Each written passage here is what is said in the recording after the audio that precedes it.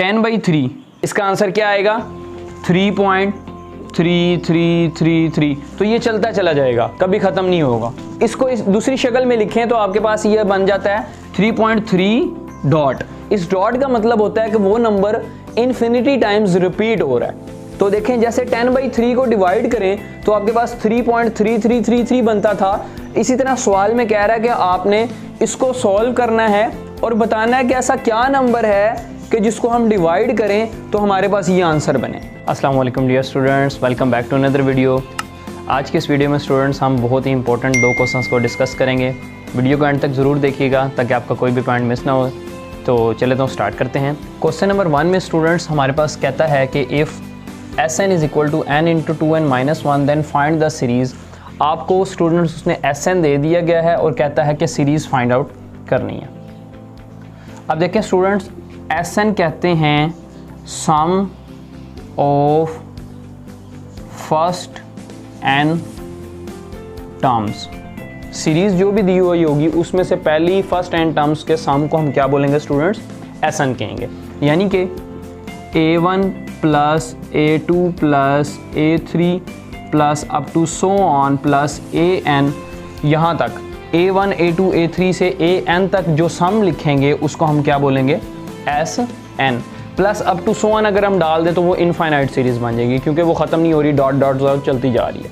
तो यहाँ finite n तक का जो सम होगा उसको हम क्या बोलेंगे, Sn। अब स्टूडेंट कहता ये है कि हमने क्या निकालनी है, फाइंड द सीरीज़। ये a1 a2 a3 up to so on, इसकी हमने वैल्यूज़ फाइंड आउट करनी है। अब देखें जिस तरह Sn जो था वो आपके पास first of sum of first n terms था ना स्टूडेंट्स, तो यहाँ से इससे पहले एक टर्म आएगी an-1 और उसके बाद लास्ट पे क्या आएगी an। तो Sn-1 जो मैंने लिखा स्टूडेंट्स, इसका मतलब है कि ये पहली n-1 टर्म्स का क्या है, सम है। किस तरह देखें, मैंने अभी बताया कि Sn क्या है, सम है पहली n टर्म्स का, तो क्या आएगा, Sn आएगा। अगर मैं Sn-1 लिखूं तो इसका मतलब होगा कि फर्स्ट n-1 जितनी भी टर्म्स बनेगी यहाँ से n-1 तक, इन टर्म्स के सम को मैंने क्या नाम दिया, Sn-1, और लास्ट पे क्या an रहेगी, उसको मैंने ऐसे ही डिनोट कर दिया an से। अब देखें स्टूडेंट्स, an यहाँ से हमने निकालनी है, an is equal to Sn-1। an को मैंने उधर ही रहने दिया और Sn-1 को इधर ले आया, तो ये क्या बन गई, Sn-1। an को मैंने इस तरफ लिख दिया इम्प्लाइज दैट करके। ओके हो गया, यहाँ तक समझ आ गई स्टूडेंट्स। ये an निकालना क्यों ज़रूरी था, ये an है जनरल टर्म। इस an को हम क्या कहते हैं, जनरल टर्म। मतलब ये कि इस an की मदद से स्टूडेंट्स हम ये सारी टर्म्स निकालेंगे, a1 a2 a3 up to so on. अब इस जनरल टर्म में हमें इसकी वैल्यूज़ चाहिए, Sn की और Sn-1 की वैल्यू चाहिए। इसको आप कह दें इक्वेशन नंबर 1। अब उसने हमें Sn की वैल्यू दी हुई है, देखें Sn is equal to n into 2n minus 1। इसको थोड़ा सा सिंप्लीफाई करते हैं, n को अंदर मल्टीप्लाई करवा देते हैं, 2n² हो जाएगा, माइनस n को 1 से मल्टीप्लाई करें तो n आ जाएगा, n को n से मल्टीप्लाई करें n², n को 1 से करा तो n। ये हमारे पास बन गई Sn की वैल्यू, इसको इक्वेशन 2 कह दें। अब देखिए हमें Sn की भी चाहिए थी, Sn-1 की भी चाहिए। Sn की वैल्यू निकली हुई है, हमने n-1 की निकालनी है, तो किस तरह निकालेंगे, इस पूरी इक्वेशन 2 में हम n की जगह n-1 को क्या कर देते हैं, रिप्लेस कर देते हैं। तो इक्वेशन 2 में जहाँ जहाँ n आ रहा है वहाँ वहाँ n की जगह क्या लगा दें, n-1। 2 n की जगह स्टूडेंट्स क्या आ जाएगा, n-1, ऊपर स्क्वायर है, ये स्क्वायर एज इट इज़ मैंने डाल दिया, माइनस n की जगह फिर मैं क्या डाल दूंगा, n-1, क्योंकि मैंने n को रिप्लेस करना है किससे, n-1 से, और बाहर माइनस था तो इस वजह से मैंने माइनस होने की वजह से यहाँ पे ब्रैकेट लगाई। कुछ बच्चे क्या गलती करते हैं, ब्रैकेट नहीं लगाते, जिसकी वजह से उनका आंसर गलत हो जाता है। तो इसको थोड़ा सा, इसको अगर एक्सपेंड करते हैं, देखें 2a - b होल स्क्वायर का फार्मूला यहाँ पे लगेगा, a का स्क्वायर प्लस b का square minus 2 multiply a multiply b, minus ये ब्रैकेट यहाँ पे क्लोज हो जाएगी। उसके बाद माइनस को अंदर मल्टीप्लाई कर दें। माइनस को स्टूडेंट्स जब हम अंदर मल्टीप्लाई करते हैं, याद रखें अंदर की जो वैल्यूज़ होते हैं उनके साइन चेंज हो जाते हैं। तो यहाँ पे प्लस का n है, यहाँ पे फिर क्या हो जाएगा माइनस का n, और यहाँ पे माइनस का 1 है तो बाहर माइनस है तो ये इसका साइन चेंज करके क्या कर देगा, प्लस का 1। इसको हम सॉल्व करते हैं, देखें Sn-1 इज इक्वल टू 2 को अंदर मल्टीप्लाई करवा दें, 2n स्क्वायर, 1 का स्क्वायर क्या होता है स्टूडेंट्स 1, तो 2 को जब 1 से मल्टीप्लाई करेंगे 2 1 ज़ा 2, तो ये 2 आ गया, माइनस 2 को 1 से किया 2 2 n ज़ा 2n, और 2n को जब बाहर 2 से मल्टीप्लाई करा तो क्या हो जाएगा 4n, तो माइनस का 4n आ जाएगा यहाँ पे। और देखें -n + 1 ये एज इट इज आ गया आपके पास। यहां तक समझ आ गई स्टूडेंट्स। अब देखें इसको मजीद हम सिंप्लीफाई कर सकते हैं, तो करें फिर 2n स्क्वायर माइनस का 4n और माइनस का n, ये दोनों हमारे पास सेम आ रही हैं, तो n वाली आ रही हैं टर्म्स, तो n को इसमें ऐड हो जाएगा माइनस माइनस प्लस, 4 और 1 5, साइन बड़ी वैल्यू का क्या आएगा माइनस, तो यहाँ पे क्या आ जाएगा माइनस का 5n, और प्लस का 2 और प्लस का 1 ऐड हो गया, कितना हो जाएगा स्टूडेंट्स 3, साइन बड़ी वैल्यू होगा प्लस का 3, तो ये हमारे पास Sn-1 की टर्म निकल आई। इसको कह दो आप इक्वेशन नंबर 3। अब इक्वेशन 2 और इक्वेशन 3 की वैल्यू हमने यहाँ पर लगा देनी है इक्वेशन नंबर 1 में, तो हमारे पास यहाँ से an निकल आएगा। देखें इक्वेशन नंबर 1 क्या लिखी है स्टूडेंट्स, an डाल दें इज इक्वल टू, an के बाद क्या आ रहा है sn की क्या वैल्यू दी हुई है आपको 2n स्क्वायर माइनस n, ये लिख दें 2n स्क्वायर माइनस n, फिर बाद में क्या आगे क्या डला हुआ है माइनस डालें। अब मैंने बताया कि जब भी माइनस आए और आगे काफ़ी सारी टर्म्स हो तो हम क्या लगाते हैं ब्रैकेट, तो यहाँ ब्रैकेट आ गई Sn-1 के स्टूडेंट ये आपको दी हुई है, ये वैल्यू निकली हुई है 2n square minus 5n plus 3, तो इसको लिख दें 2n square minus 5n plus 3। इसको सॉल्व कर लेते हैं स्टूडेंट्स। देखें 2n square minus n, minus अंदर मल्टीप्लाई होगा साइन चेंज कर देगा, प्लस का 2n है माइनस का 2n स्क्वायर हो जाएगा, माइनस का 5n है तो प्लस का 5n हो जाएगा, और प्लस का 3 है तो माइनस का 3 हो जाएगा। अब देखें यहाँ पर हमारे पास 2n स्क्वायर से कैंसिल हो रहा है, ये कैंसिल कर दें, और 5n और ये माइनस n, तो ये 5 में से 1 गए 4, साइन बड़ी वैल्यू वाला प्लस का तो 4n रह गया, और ये माइनस का 3। तो स्टूडेंट्स ये हमारे पास जनरल टर्म अभी निकल आई। अब इस an की मदद से स्टूडेंट्स हम ये सीरीज़ निकालेंगे a1 a2 a3 up to so on. तो इसमें n की जगह वैल्यूज़ को पुट करते जाएं, n की जगह 1 लगाएं तो a1 बन जाएगा। देखें n की जगह 1 a1 is equal to 4, n की जगह 1 लगाएं तो ये आ गया 4 1 ज़ार 4, 4 माइनस 3, तो ये आपके पास निकल आया a1 क्या 1। इसी तरीके से n की जगह आप 2 लगा दें, n इज इक्वल टू 2, जब n is equal to 2 students यहाँ पे लगाएंगे तो a2 is equal to 4 into 2 minus 3, तो 4 2 ज़ार 8, 8 माइनस 3 स्टूडेंट्स 5 निकल आएगा आपके पास। सेम इसी तरीके से जब आप n की जगह 3 लगाएंगे, n is equal to 3 put करेंगे इसके अंदर, तो a3 आपके पास क्या बनेगा 4 इंटू 3 माइनस 3, 4 3 ज़ार 12, 12 माइनस 3 9, तो a3 आपके पास स्टूडेंट्स क्या निकल आया 9। तो हमने a1 a2 a3 कम से कम 3 टर्म्स निकालनी है, बाकी डॉट डॉट्स आगे लगा देने हैं तो हमारी सीरीज़ बन जाएगी। तो हमारी सीरीज़ क्या बनी students, a1 plus a2 plus a3 plus up to so on. इसके अंदर वैल्यू पुट कर दें, a1 की क्या आ रही है वैल्यू 1, a2 का स्टूडेंट्स क्या आंसर निकला है 5, a3 का क्या निकला है 9। तो ये हमारे पास सीरीज़ निकल आई जो उसने कहा था कि फाइंड करें। सीरीज़ की निशानी होती है स्टूडेंट्स, याद करें रखें, इसके दरमियान इसकी वैल्यूज़ के दरमियान क्या लगा होता है, प्लस लगा होता है। तो ये हमारा क्वेश्चन नंबर 1 कंप्लीट हो गया। अब चलते हैं नेक्स्ट क्वेश्चन नंबर 2 की तरफ।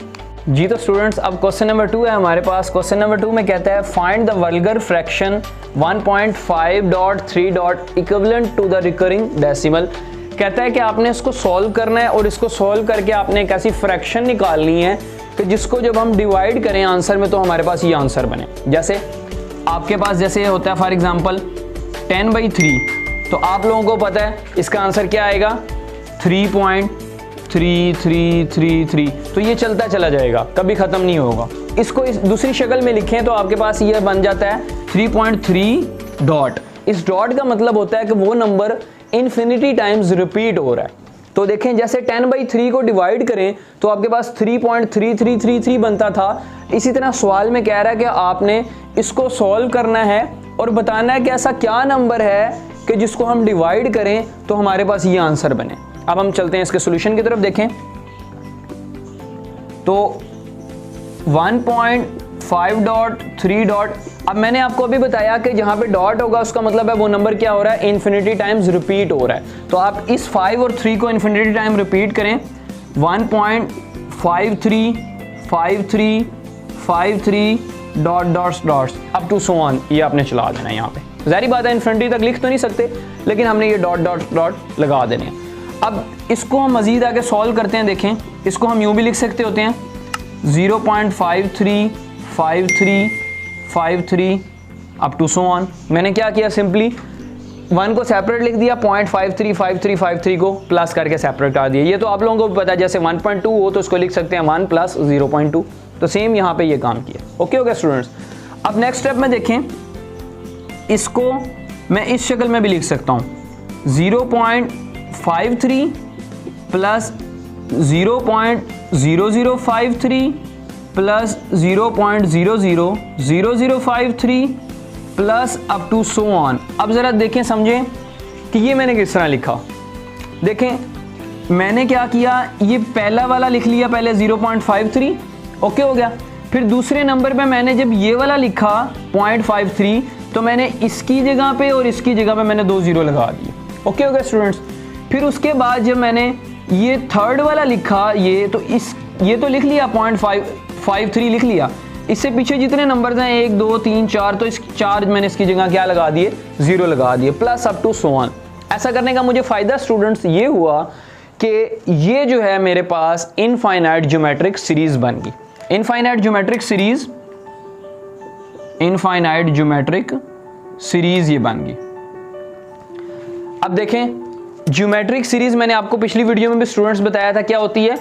ऐसी सीरीज़ कि जिसके अंदर अगली टर्म को पिछली टर्म के ऊपर हम डिवाइड करें तो आंसर सेम निकलेगा। हर अगली टर्म को हर पिछली टर्म पे डिवाइड करने से जो आंसर निकलेगा वो सेम निकलेगा। तो इसमें देखें इसके अंदर फर्स्ट टर्म फिर हमारे पास ये होगी a1, तो लिख लें स्टूडेंट्स a1 = 0.53 और r से मुराद क्या है हमारे पास, कॉमन रेशो। ये निकलती किस तरह है, अभी मैंने बताया कि अगली टर्म को पिछली टर्म पे डिवाइड करना है। तो अगली टर्म आप ये ले लें 0.0053 डिवाइडेड बाई 0.53। आप इसके अलावा भी कोई सी भी ले सकते हैं आगे से, लेकिन शर्त यह है कि 2 साथ वाली टर्म्स लेनी है। ये नहीं कि एक एंड से ले रहे हो और एक शुरू से नहीं। अब इसको जब आप कैलकुलेटर से डिवाइड करेंगे स्टूडेंट्स तो आपको आंसर ये देगा 0.01। तो r भी आपके पास निकल आया। अब स्टूडेंट्स मसला आ गया कि हमने इस सारे को सम करना है, तो हम सम किस तरह करें। अभी ये मैंने क्या लिखा है, IG सीरीज़ यानी इनफाइनाइट ज्योमेट्रिक सीरीज़। तो स्टूडेंट्स याद रखें इनफाइनाइट ज्योमेट्रिक सीरीज़ को सम करने के लिए हमारे पास जो फार्मूला होता है वो ये होता है S infinity = A1 divided by 1 - R। दूसरा फार्मूला फाइनाइट के लिए भी होता है, वो मैं आगे बताऊंगा नेक्स्ट क्वेश्चन में जहाँ पे यूज़ होगा। अभी सिर्फ इनफाइनाइट वाला देख लें कि S infinity = A1 divided by 1 - R, यानी जब ये डॉट चलते चले जाएं इन्फिनिटी तक हो तब सम के लिए आपने ये वाला फार्मूला लगाना है। ओके होगा स्टूडेंट्स। अब देखें ये फार्मूला लगाते हैं हम। A1 स्टूडेंट्स आपको क्या दिया है 0.53